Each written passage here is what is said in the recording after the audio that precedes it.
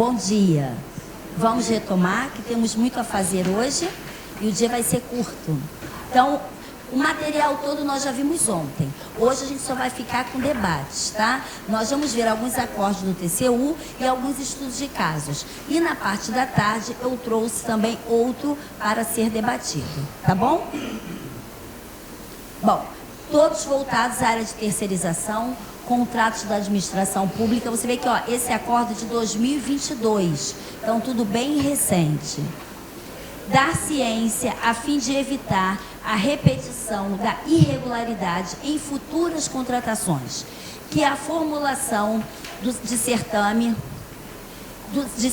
e aceitação de propostas com base na remuneração integral prevista nas convenções coletivas de trabalho, quando a carga horária exigida na contratação é inferior àquela estabelecida na referida convenção ou em lei, afronta o acórdão tal. Ou seja, o que vocês entenderam aqui desse acórdão? Aqui está falando de uma contratação cujo valor, a carga horária, está falando sobre a carga horária. Vamos lá, o que vocês entenderam aqui desse acórdão? O que o tribunal está cobrando?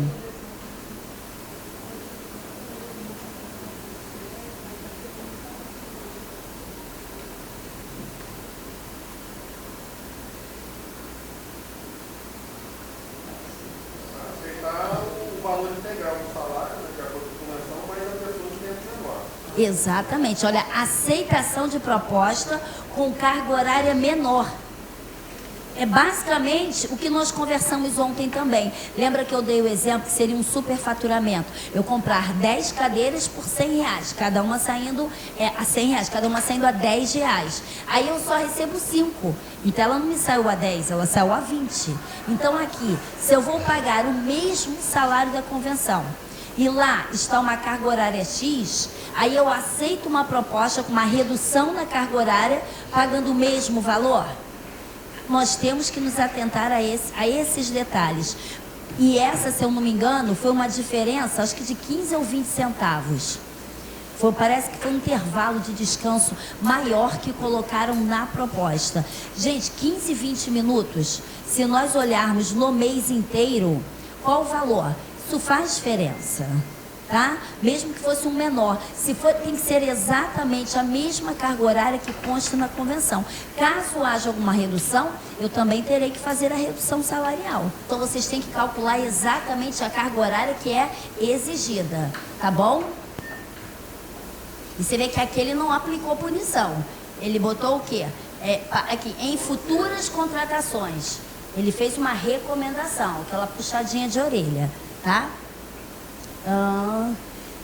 Com fundamento no artigo 9º, inciso 1 da resolução, também 2022, acerca das seguintes impropriedades: a realização de licitação e a contratação de obras e serviços de engenharia sem a correspondente previsão da existência de recursos orçamentários que assegurem o pagamento das obrigações decorrentes de obras e serviços a serem executados no exercício financeiro em curso, de acordo com o respectivo cronograma, caracteriza inobservância do disposto. Ou seja, eu não tenho como, gente, isso aí é para qualquer licitação, independente de ser continuado ou não, terceirizado ou não, jamais vamos fazer uma licitação sem reserva orçamentária.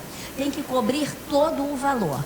A mesma coisa, eu jamais posso aceitar 1 centavo acima do meu estimado. Algumas pessoas falam, 1 centavo acima eu posso. Não pode, tá? Nós temos que atender, tanto que a nova lei trouxe.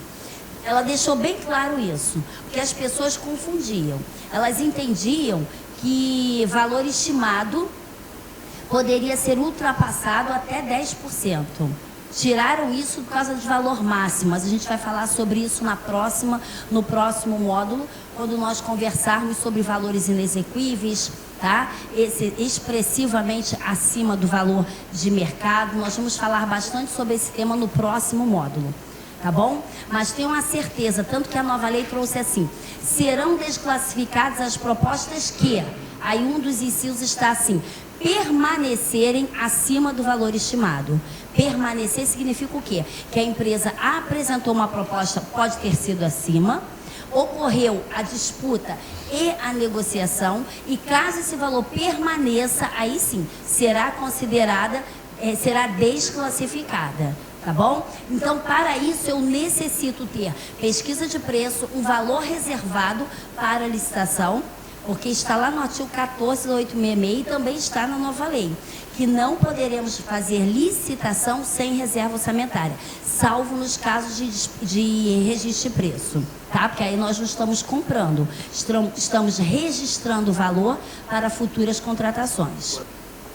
A perda da regularidade fiscal no curso de contrato de execução continuada ou parcelada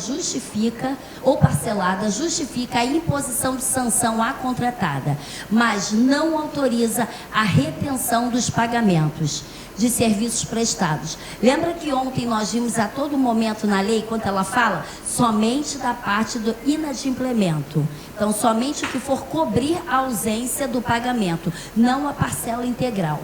Nos contratos de execução continuada ou parcelada, o inadimplemento das obrigações fiscais da contratada, incluindo a Seguridade Social, esteja além das penalidades legais, a rescisão do contrato e a execução das garantias para ressarcimento de valores e indenizações devidos à administração, sendo vedada a retenção de pagamento por serviço já executado ou fornecimento já entregue, sob a pena de enriquecimento sem causa da administração. Então, todas as vezes que for reter algum valor, nós vamos reter somente aquele valor devido, ok? É lícita a previsão contratual de retenção pela administração de pagamentos devidos a contratadas em valores correspondentes às obrigações. Então, nem vou ficar lendo, já está bem claro, porque ontem nós confirmamos. Então, hoje eu só estou ratificando, tá? Em caso de celebração de contrato emergencial, essa aqui é importante. É necessário a inclusão de cláusula resolutiva para o caso de conclusão do processo licitatório? E aí, qual o entendimento do tribunal sobre o tema? A resposta é sim. Você vê que todas as vezes, como é que a nova lei ela está tratando o emergencial? Lembra? Eu posso fazer emergencial? Sim, desde que abra-se um processo. Nós vamos abrir 3 processos. Um licitatório, junto com o emergencial, o licitatório e o de apuração de responsabilidade. Lembram-se disso? E aqui a nova lei, o entendimento do tribunal é: coloque uma cláusula nesse contrato informando que, assim que o licitatório terminar, sagrar-se um vencedor, nós iremos rescindir o contrato, ele estará extinto e iniciaremos o licitatório, tá? Então, sim, lógico que nós vamos colocar um prazo, não será prazo indeterminado. A diferença é que, antes do término desse prazo, assim que houver um vencedor, nós iremos passar para o vencedor da nova licitação. Então, sim, de acordo com o TCU, o contrato emergencial deve conter expressa cláusula resolutiva que estabeleça a sua extinção logo após a conclusão do processo licitatório, para a nova contratação dos correspondentes serviços, tá? Então, esse não é novo, esse aqui eu trouxe, mesmo sendo 2014, por quê? Para vocês entenderem o porquê veio para a nova lei essa exigência. Logo após esse prazo. O prazo que você entender. Um prazo, provavelmente naquele mesmo mês, até o término do mês, o prazo só de pegar a empresa, chamá-la, prestar garantia. Então, geralmente, vai depender do dia, se for logo no comecinho do mês, meio do mês, mas geralmente a gente deixa o mês encerrar e a gente já não passa para o mês seguinte. A gente já começa a elaborar um novo contrato com o primeiro dia útil do mês seguinte. Tá? Mas aí é usando a razoabilidade, vai depender de você. Se você quiser ir no meio do mês, nada importa, nada atrapalha isso, tá? Basta o tempo que você vai necessitar para a nova empresa prestar garantia, assinar o contrato, publicar, iniciar a execução, preparar papéis, no caso, também dá o prazo para a empresa, para, sendo continuado, fazer com os funcionários o aviso prévio, para dar tempo do aviso prévio, para que tenha tempo hábil para rescindir os contratos trabalhistas com os funcionários e iniciar um novo contrato. Então, geralmente, a gente ainda dá mais um mês. Terminou, a gente já comunica a empresa para ela iniciar o aviso prévio e a gente dá um mês e a empresa seguinte reinicia. Lembrando que eles têm que ter tempo para fazer exame admissional, né, demissional, o admissional com a nova empresa. Então, a gente tem que dar um prazo para esses trâmites burocráticos trabalhistas, tá bom? Habilitação e regularidade trabalhista, ó, 2022. É irregular, tá dando para ver daí? É irregular a exigência de certidão de infração trabalhista para habilitação em processo licitatório, uma vez que o artigo 29 da 866 considera que a regularidade trabalhista deve ser atestada por intermédio da prova de inexistência de débitos. Bom, é aquela certidão que nós retiramos lá trabalhista da internet, tá? Então a gente tem que pedir aquela. Lembrando que a 866, ela diz restringir-se-á. Então, assim como a nova lei, ela traz lá o rol de documentos a serem exigidos. Nós não devemos pedir além, tá bom? Então, a não ser que você tenha alguma dúvida, mas aí você vai fazer isso numa diligência, não como documento habilitatório. Qualificação técnica e conselho de fiscalização profissional.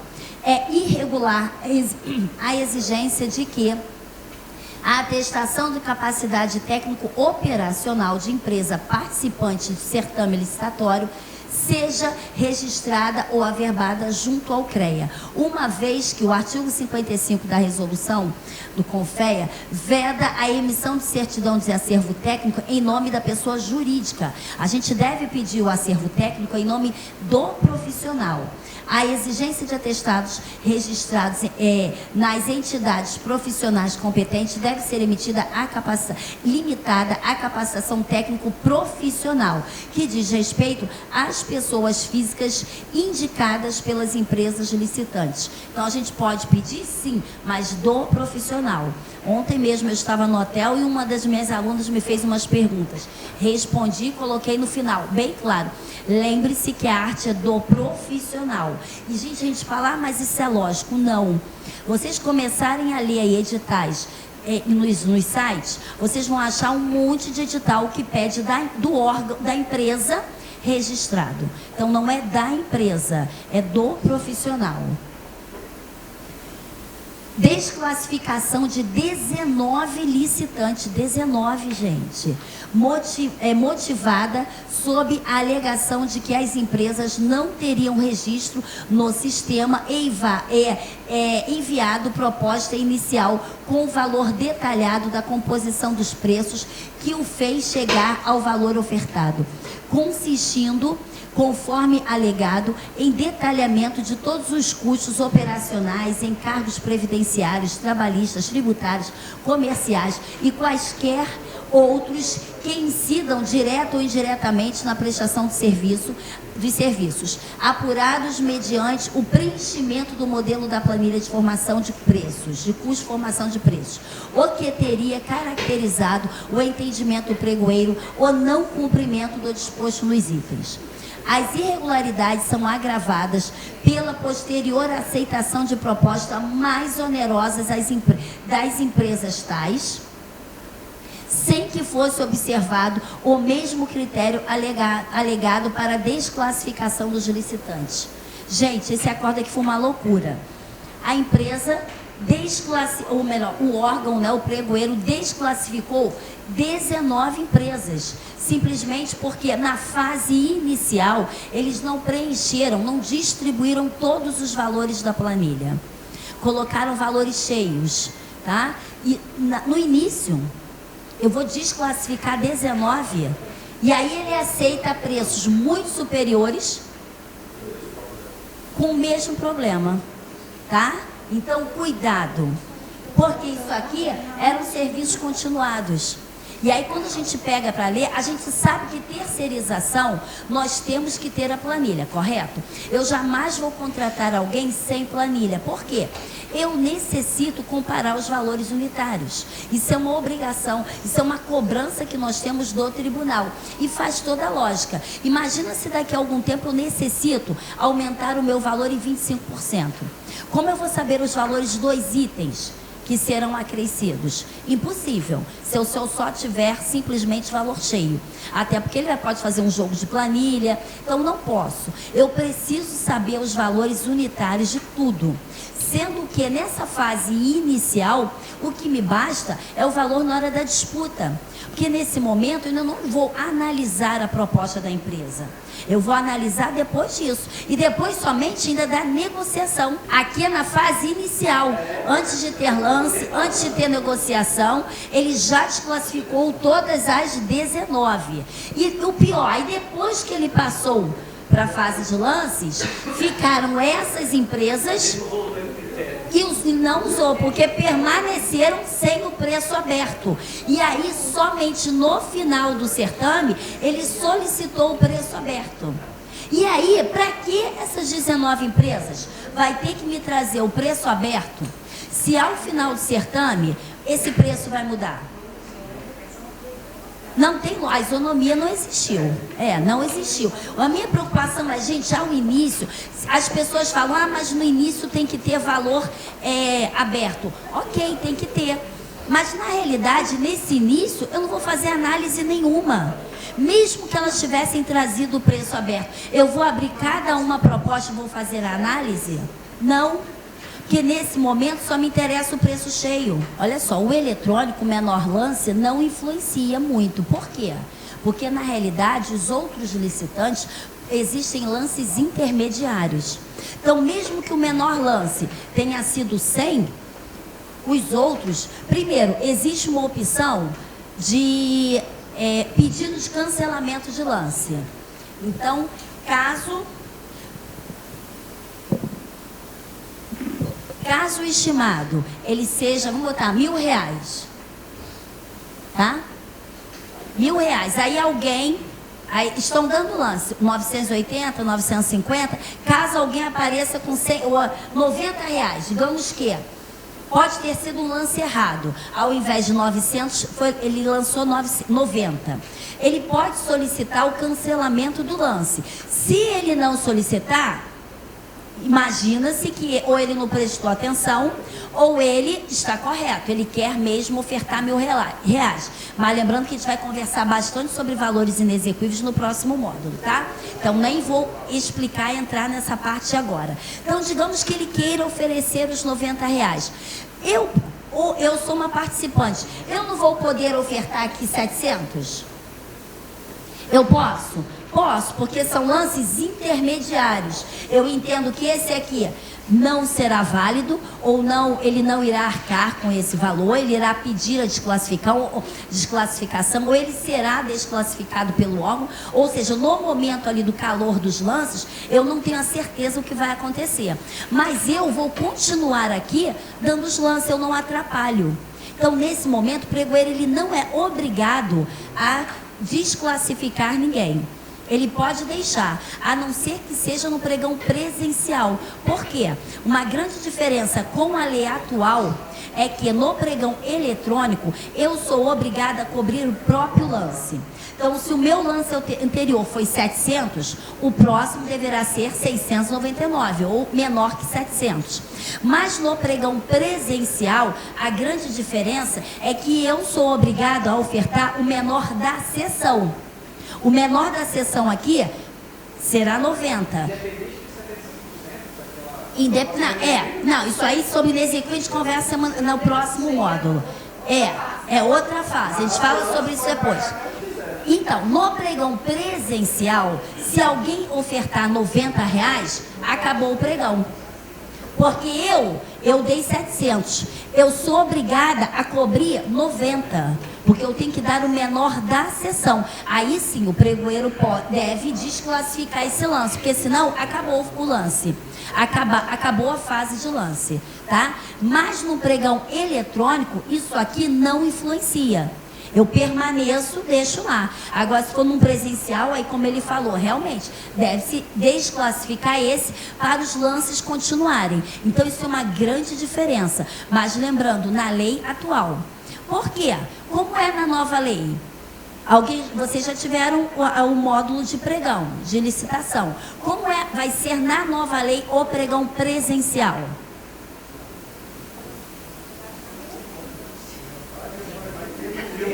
Bom, existe porque a lei está assim, exceção das exceções, mas a lei diz, desde que justificada, ela dá duas opções.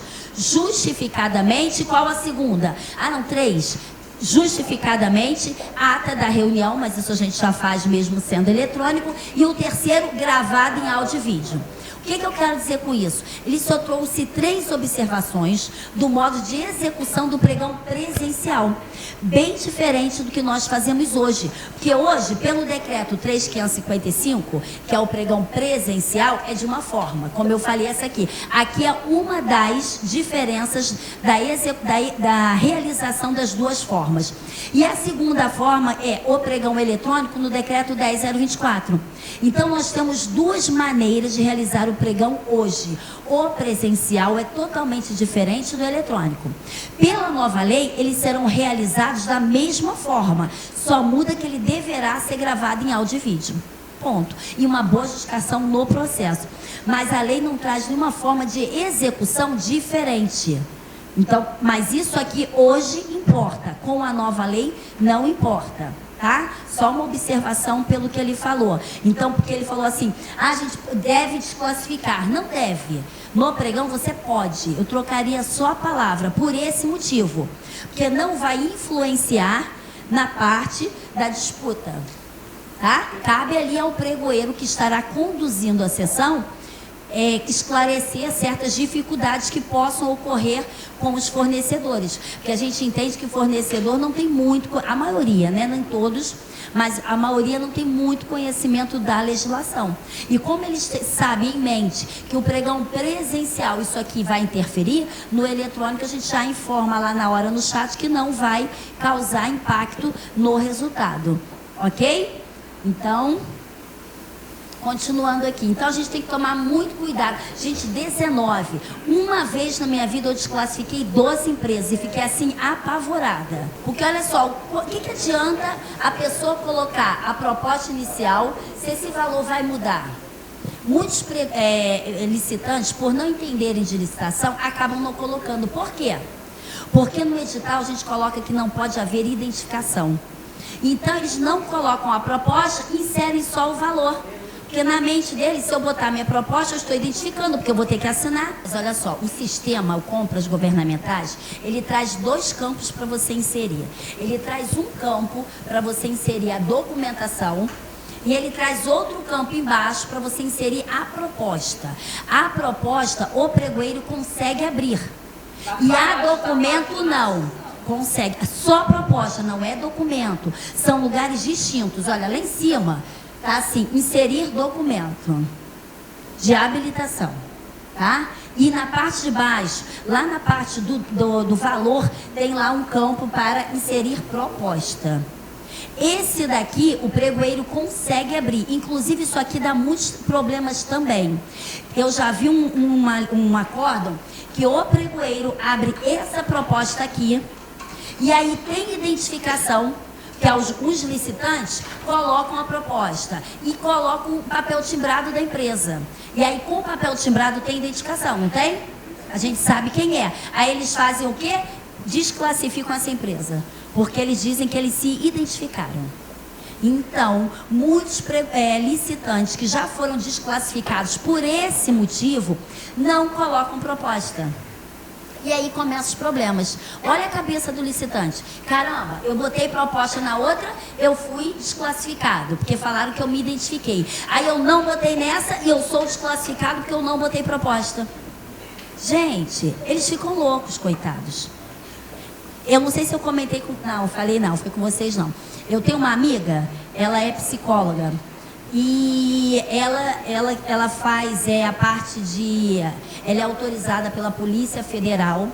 E ela tem lá, não sei o que lá, mas é da Polícia Federal, E ela é que faz esses testes psicotécnicos para a Guarda Municipal, para a PM, quem passa no concurso, para fazer lá o teste do psicotécnico, para saber se está apto a utilizar arma de fogo, para receber o porte de arma, né? Então, ela participa de licitações. Só que ela é uma profissional excelente na área dela. De licitação, ela não entende nada. E aí, ela participou de uma há um tempo atrás, e ela me ligou no dia. No dia, ela me ligou de manhã e falou: Monique, tem a licitação hoje, você me ajuda? Falei: hoje? Por que você não me avisou antes? Conclusão, ela me mandou o edital, passei para ela só a documentação mastigada para ela.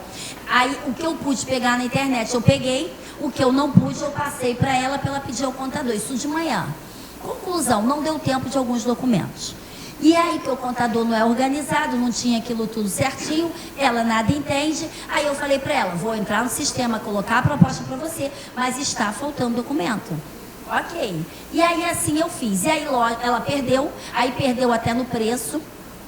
Aí eu falei: calma que não está perdido. Deixa eu ver o documento da empresa que entrou. Bom, quando a empresa abriu, depois da disputa, tudo, aí teve a abertura dos documentos, eu fui analisar o documento. E lógico, eu achei um erro, né? Aí eu achei um erro, aí entrei, aí eu falei: vou aguardar o pregoeiro abrir o prazo de recurso. E fiquei aguardando, que aí eu falei: quando ele abrir, eu ligo para ela e já passei um texto para ela colocar lá que ela iria entrar com recurso. Só que aí nada do pregoeiro. Você vê que a nova lei fez o quê? É obrigado a avisar com prazo de 24 horas de antecedência. Para não acontecer isso. Aquele dia ela deu sorte que eu não estava em aula. Eu estava lá na procuradoria e deixei lá aberto e fiquei lá o dia inteiro, trabalhando e olhando para o momento que o pregoeiro iria abrir o prazo de recurso para eu não perder. E aí nada do pregoeiro entrar. Aí eu passei um e-mail: senhor pregoeiro, favor informar se o certame será dado procedimento ao certame ainda hoje, pois estou aqui aguardando para entrar com recurso, caso a empresa seja habilitada. Aí ele mandou um recado, aí ele respondeu o meu e-mail: olha, nós pretendemos fazer isso ainda hoje até às 17 horas. Mas qual motivo você vai entrar com recurso? Porque aí ela escreveu alguma coisa que ela me deu a entender que a empresa seria habilitada. Aí ela botou lá que só estamos aguardando o envio da proposta da empresa com os valores readequados para informar a habilitação da empresa. Aí eu coloquei, aí ela depois logo embaixo perguntou qual seria o motivo, pois a empresa apresentou toda a documentação. Aí eu coloquei ausência disso, pois está faltando não sei o que, aí botei lá. Aí ela pegou e já não respondeu mais o meu e-mail. Aí quando foi 17 horas, ela entrou no site e colocou desclassificação da empresa por ausência disso. Aí chamou a segunda, que foi essa minha amiga, só que eu sabia que ela ia ser inabilitada também. E aí ela inabilitou, eu pedi desculpas por falta de conhecimento, aí botei já uma justificativa para ela nem pensar em penalizar, né? Que realmente é verdade, porque foi falta de conhecimento e também de planejamento, que ela não fez nada antes. Mas tudo bem, já coloquei uma justificativa pedindo desculpas e justificando. E aí o terceiro também não tinha nada também, ou seja, repetiu a licitação. Então, é muito importante essa parte. Aí nessa agora, por que eu contei essa história? Para chegar agora. Aí eu já fiz ela, já prepara esses documentos que você não teve. E aí chegou o momento, eles marcaram novamente a licitação. E aí ela novamente: Monique, vou botar a proposta. Eu falei: coloca a proposta, mas não coloca em papel timbrado. Coloca no papel branco e não assina. Ou então só rubrica, de uma forma que não se identifique. E ela botou um papel branco, rubricou embaixo, botou lá o valor por teste de psicólogo. Aí botou lá os valores dos testes e rubricou e encaminhou. Porque ele apresentou a proposta, ela apresentou e ao mesmo tempo não se identificou. Então nem todo licitante tem essa expertise. Ele sabe o seguinte: vou colocar. Aí é inabilitado porque se identifica. E se não coloca, é inabilitado porque não colocou. Aí numa terceira, talvez ele pense: vou colocar sem o nome. Então, são coisas, detalhes tão simples, que a gente joga fora o quê? E o que interessa para mim? O menor preço. Eu vou jogar fora. Aqui ele jogou fora 19 menores preços. Ele vai pagar por um valor, o 20º colocado, com certeza, bem acima do primeiro, simplesmente porque esqueceu um detalhe. E lembrando, eu gostei muito do que você falou. Sabe que o que você falou está nas regras das leis atuais, que é o decreto 10.024. A nova lei mudou totalmente isso, hein? Tá? Então não se esqueçam disso, que isso é muito importante. Justamente por todos esses problemas que ocorreram nessas licitações durante esses anos, no caso de 2019 até hoje, porque foi quando iniciou a inserção dos documentos concomitantes com a proposta, hoje é diferente. Hoje não, perdão. A partir de abril será diferente. Eu digo hoje porque quem já está usando a nova lei já é diferente. Então, quando começar a nova lei, vocês já tiveram, né? Vocês já sabem que agora é diferente, correto? Perdão, você pode fazer na hora, quando a gente recebe os documentos. A gente pode olhar na hora, ou a gente, caso necessite ainda de algum documento, ele demora horas. Se ele suspender, ou ele fica esperando e informa lá, às 17 horas daremos o resultado. São 2 da tarde. Vamos parar, a fazer a análise, e 17 horas a gente continua. Excelente. Agora, caso eu suspenda a licitação, quando eu retomar o certame, a lei diz que eu tenho que informar com 24 horas de antecedência. Isso, para retomar, não é para o recurso, não. Para eu informar. Porque agora, na nova lei, não vai ter mais declaração de vencedor. Já viram isso também? Vocês já fizeram esse módulo, né? O pessoal olha com mais carinhas. Gente, mas vocês fizeram um módulo de licitações, de pregão, não fizeram? Das modalidades. E aí, o professor bateu com vocês, o que mudou? Por exemplo, essa é uma das mudanças. Na nova lei, não existe mais isso de declarar vencedor. O que tem lá no decreto 10.024, hoje em dia não tem mais. Se vocês olharem as fases da licitação no artigo 17 da nova lei, vem lá. Planejamento, fase publicação, aí vem as fases, aí depois no final vem habilitação e depois pula direto para homologação. A adjudicação tem, não está ali explícito, mas tem, depois no corpo dos parágrafos você vai ver que tem. Mas não existe mais declaração de vencedor, existe habilitação. Quando eu habilitá-lo, eu vou já, a próxima fase será o recurso, que na realidade não teve uma alteração na substância, é só nomenclatura. Porque o que era declarado vencedor? É você dizer que ele está habilitado e sagrou-se vencedor, que na verdade não é vencedor, porque é provisoriamente vencedor, porque ainda haverá o quê? Ainda vai ter o recurso, a gente nem sabe, então não é declarado vencedor, ele é habilitado, aí tem a fase de recurso, aí depois adjudica e homologa o objeto, tá? E o que é adjudicação? O que é adjudicação? É conferir ao licitante o direito à contratação. É dizer, vamos contratar com você nessas condições. Que, gente, compras é metade do país. A outra metade, 25% é Banco do Brasil e os outros 25% são sites próprios, que é Siga, Compras RJ, esse que eu aprendi agora, Compras Públicas, então tem muitos outros sites. Bolsa de Valores. Então, tem muitos outros sites. Então, cada um coloca um tempo de acordo, lógico, com a nova lei. Então, a nova lei colocou mínimo de 10 minutos. Tá bom? E lembrando que essa parte de documentação também, que ela comentou, a nova lei também mudou, tá? Nós não vamos ter mais esse problema. Gente, eu amei, tá? Lembrando que a nova lei mudou, mas não explica com detalhes como será. E aí veio a IN 73 de 2022, que resolveu o nosso problema. Ela explica exatamente como será a inserção dos documentos no sistema. Ficou maravilhoso. Na realidade, acabou aquilo ali. A gente não vai mais inabilitar por ausência de documento. Acabou. Tá bom? Então ficou muito bom, porque como que a nova lei trouxe? Estou vendo vocês com uma carinha, eu sei que esse não é nosso tema, mas só para esclarecer para vocês, porque vocês já fizeram esse módulo e eu estou percebendo que vocês ainda estão com um pouquinho de dúvida. Aí, como é que ficou agora, gente? Posso rapidinho falar um pouquinho sobre isso, mesmo estando fora aqui? Assim, eu não me incomodo, se vocês não se incomodarem. Como é que está hoje na nova lei a inserção dos documentos de habilitação, gente? Não me assustem, meninos e meninas. Não me assustem.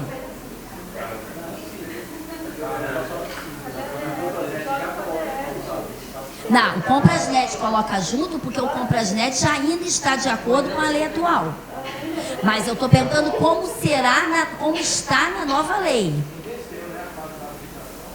Não, inverteu só na concorrência. No pregão permanece a mesma ordem, que agora é chamada de rito comum, que é um procedimento comum. Agora a concorrência tem o mesmo procedimento comum que é o pregão. Então isso é outra coisa. Habilitação, vamos falar do pregão, a princípio, só para vocês entenderem a mudança, porque a concorrência mudou bastante. No pregão, gente, qual a diferença? Como hoje eu insiro, como ela falou, eu coloco lá no meu ícone o clipsezinho, eu vou colocar proposta num local e documento em outro. E como é hoje, gente, com a nova lei? Como está a redação da nova lei?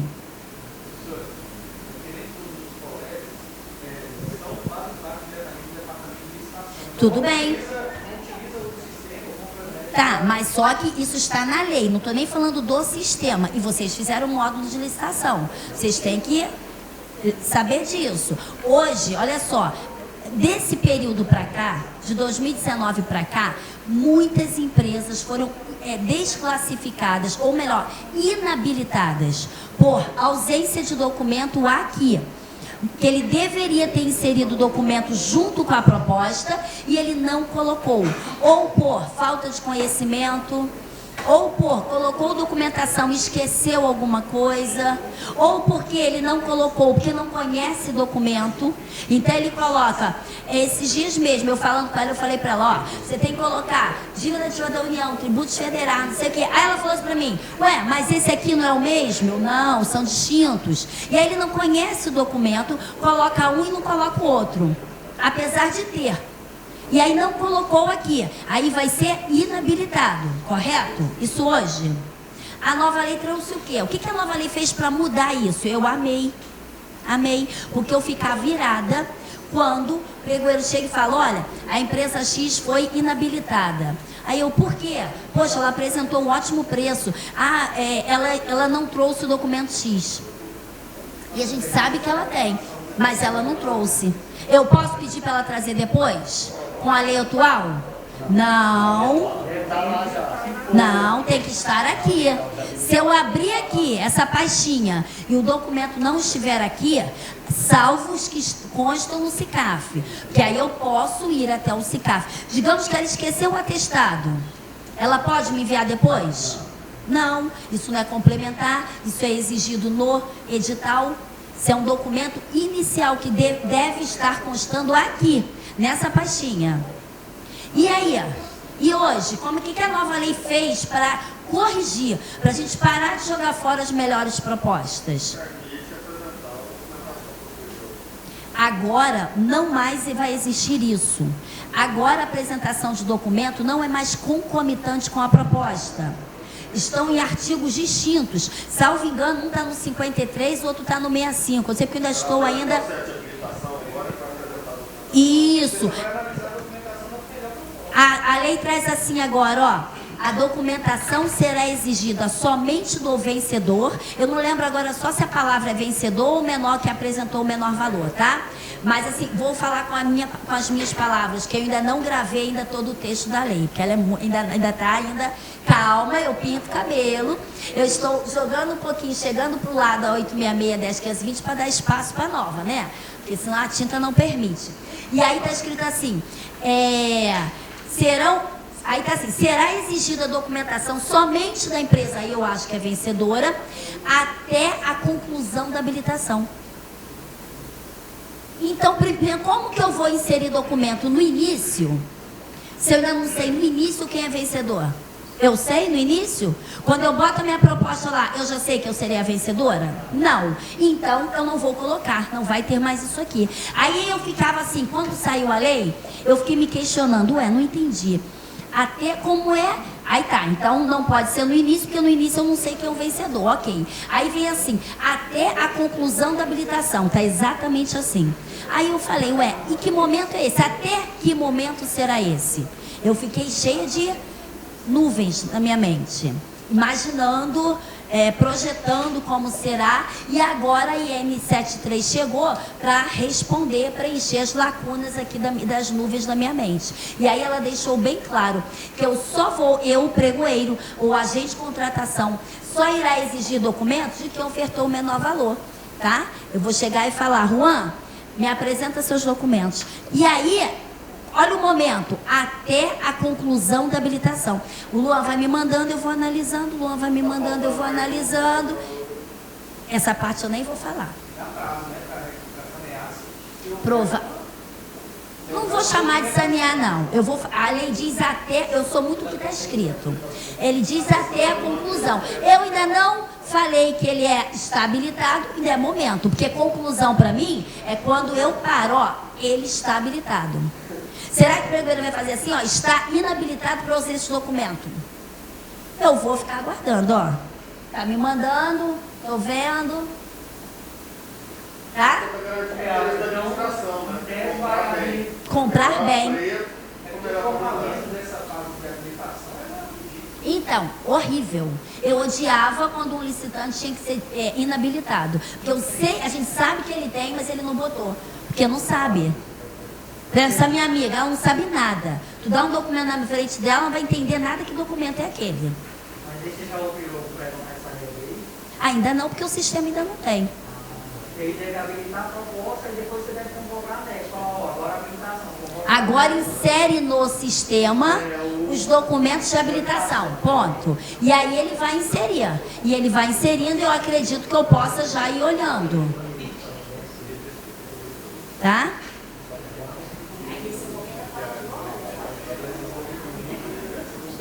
Né? Com certeza, com certeza. Porque a gente não vai fazer isso por escrito. Mas a lei, apesar que eu acredito que não tenha nem problema caso faça, que a lei está escrito até a conclusão. Ela não diz que tem que ser de uma vez.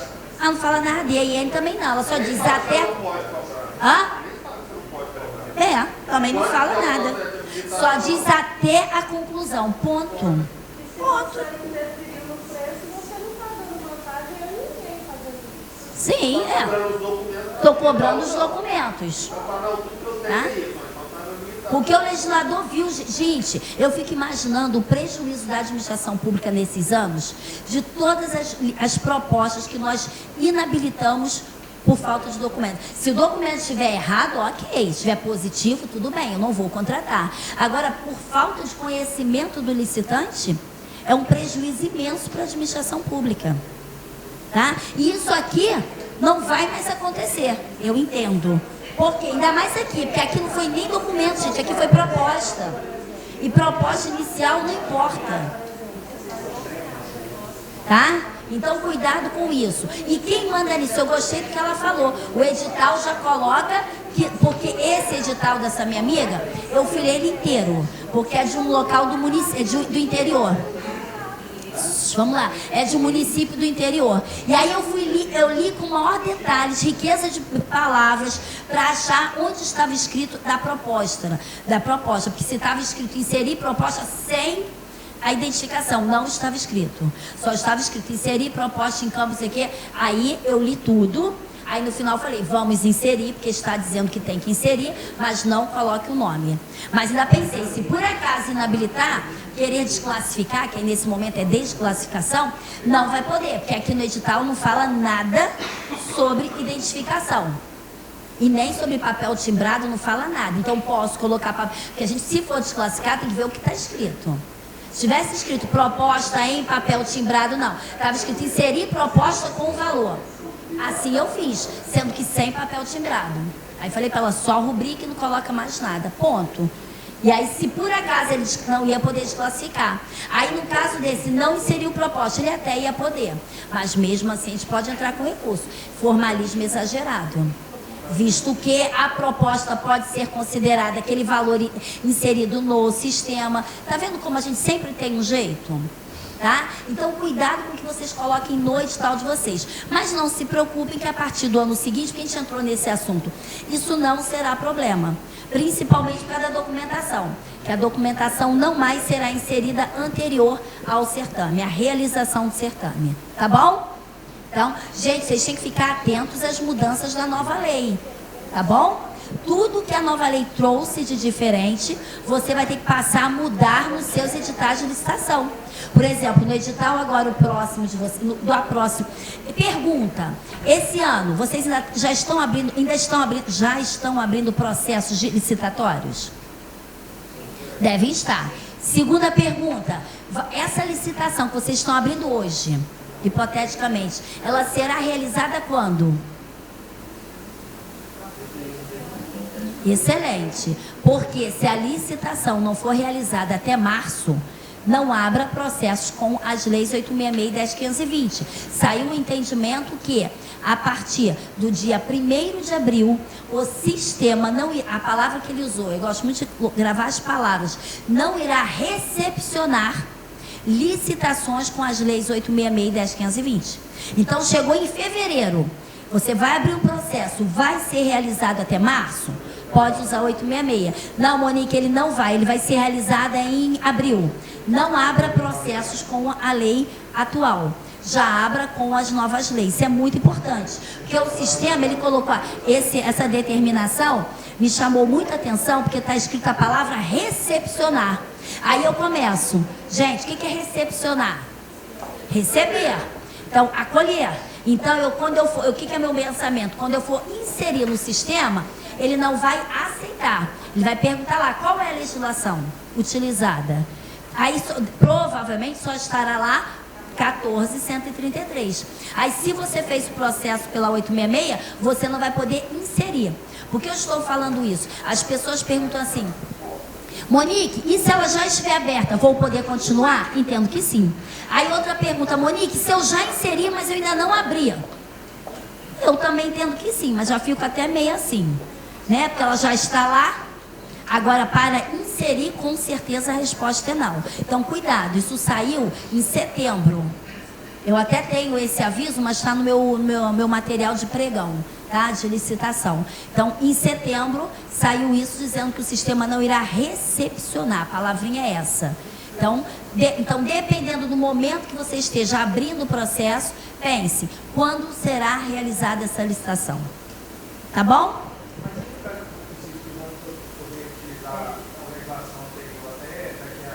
Aí depende. Aí 6 anos são menos de 20 mil habitantes. Aí provavelmente vai fazer presencial. Porque eu não sei se vocês sabem, mas grande parte ainda dos municípios...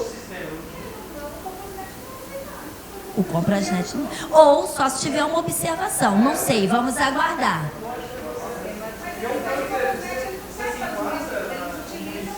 Não, tem município que utiliza também. Sim, sim. Bom, com certeza esses municípios, e lembrando que aqui em Tocantins tem 111 municípios menos que 20 mil habitantes. O total, acho que eu sempre esqueço, é 125 ou 135. 39, ó, então, 111 são menos de 20 mil. O governo federal vai justamente deixar na mão os menores, que são quem vai mais precisar fazer pregão na forma correta. Vai fazer presencial. Vai fazer presencial.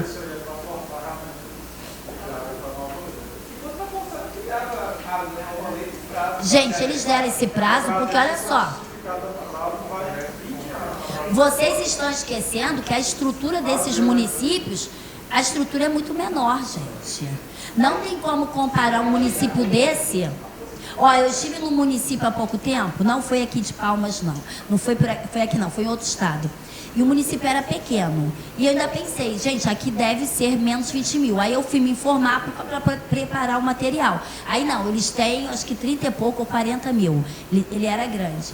Mas só que olha, foi uma experiência. Eu cheguei ao município, por exemplo, quando eu vou a um local pela FGV, a FGV me pega ao aeroporto, me leva até o órgão, me pega, então é toda a estrutura. Quando eu vou por uma outra instituição, eu já não tenho toda essa estrutura. Eles pagam os custos, mas é por minha conta. E aí eu vi até tal lugar eu iria de avião, e para o município eu ia de ônibus, e vi tudo isso. Conclusão, cheguei na rodoviária antes da meia-noite, eu acho que era 11, 11h30, e eu fiz até um vídeo pro meu marido. Eu fiz um vídeo assim, filmando assim. Tudo escuro e ninguém. uma viva alma. Falei, Senhor, como eu vou sair dessa rodoviária? Eu não tinha como sair dali, não tinha ninguém, não tinha nada, um táxi, Uber não existe, nada. E aí eu fiquei olhando, aí desceram comigo do ônibus, 4 pessoas, 3 homens e uma mulher. Falei, vou colar nessa mulher. Aí eu, assim, né, muito educada, cheguei, olá, tudo bom? Você pode me ajudar? Não sou daqui, não conheço nada, como eu faço para sair daqui da rodoviária e ir até o hotel? Sim, tem Uber, táxi, como eu faço para chamar? Ela falou assim, essa hora não tem mais táxi não. E acabou a resposta. E foi andando. E eu, Senhor. E nisso, quando eu olhei, falei, já não dei sorte com essa mulher, vou procurar um dos homens. Que eu olhei, os 3 já tinham sumido. Aí eu olhando pra mulher, eu falei, ela vai sair daqui de alguma forma, eu vou ficar olhando. Aí eu fiquei assim na rampa, e tinha uma rampinha no início da rampa, ela desceu a rampa e parou. Falei, alguém vai buscá-la. Aí tô olhando. Daqui a pouco chegou o carro, aí eu já fui descendo. Aí desceu um homem para ajudá-la com a mala. Aí eu olhei para a mão dele, ela tinha aliança e ele não. Eu falei, opa, não é o marido dela, então vou perguntar. Aí eu me aproximei mais uma vez. Por gentileza, assim que a senhora puder me ajudar a encontrar algum táxi por aí, pedir para me chamar, para vir me pegar. Aí ela, tá bom. Aí o homem perguntou, gente, homem é muito educado. Nós também, né, meninas, mas homem é um pouquinho mais, né, com as mulheres. Aí o homem, a senhora quer ir para onde? Falei, por favor, preciso muito de ajuda. Eu quero ir pro hotel tal, aí já fui falando. Mas aqui não tem táxi, você pode me ajudar? Você está prestando algum serviço? Ele, não, eu sou parente, eu sou cunhado dela, eu vim buscá-la. Eu posso te levar, esse hotel é pertinho. Você quer? Eu quero. Muito obrigada. E ela calada, ela não abria a boca. Aí eu sentei, deu licença, e sentei bem quietinha.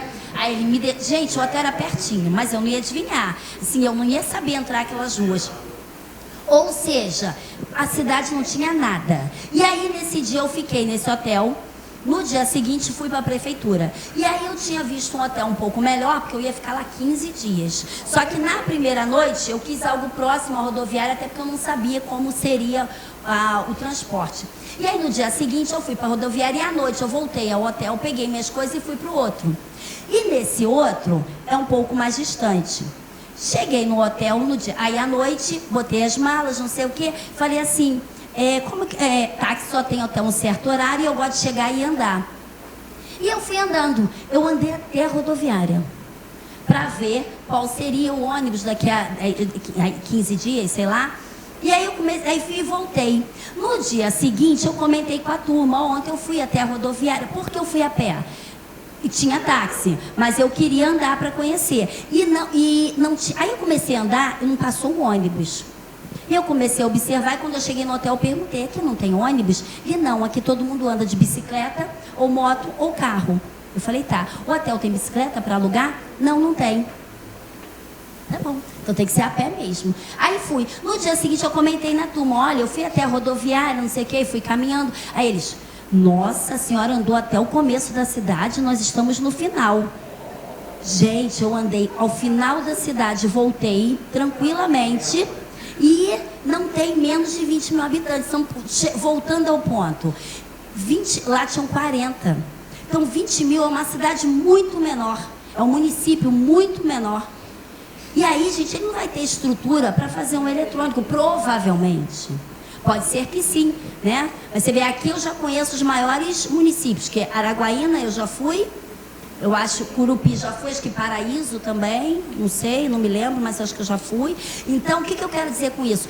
Uma estrutura muito menor, 20 mil habitantes. Você vê, essa de 40, não tem ônibus, povo anda de bicicleta. É pequeno, é pequena, então e 20 mil? Então, não é exigido deles, o legislador enxerga isso. Pode ser que eles não tenham, então não tem como a gente obrigá-los.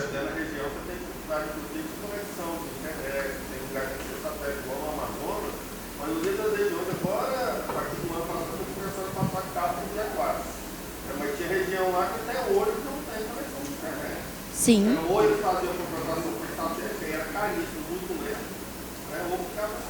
Sim, eu já fui lá. Em Manaus ali, eles até fazem o eletrônico. E nos outros locais é tudo presencial. Eu acho que a pensando aqui no Brasil, em outras regiões. Com certeza. Então o legislador, ele precisa conhecer essa realidade. Ele sabe que é diferente, gente. Não tem como exigir desses municípios eletrônico. Agora, gravado em áudio e vídeo. Quem também não tiver essa estrutura, vai gravar no celular. Que eu não consigo imaginar outra coisa. Se não tiver uma câmera, apesar que não é possível também que não tenha uma câmera. Pode não ter internet, mas uma câmera vai ter, tá? Então, a única exigência da nova lei é que seja gravado em áudio e vídeo. Mas a forma de você executar o pregão vai ser igual. A diferença é que eu não vou fazer no computador, vai ser ali presencialmente, tá? Então, essa dificuldade, os municípios com menos de 20 mil habitantes vão ter os 4 anos. E provavelmente não vai usar o sistema, porque o sistema só vai recepcionar até 30 de março. Ok, gente? Então, vamos voltar aqui no café, ó, já estão falando do café. Tá na hora do café já? Então, vamos lá tomar um cafezinho e a gente retoma aqui, tá bom?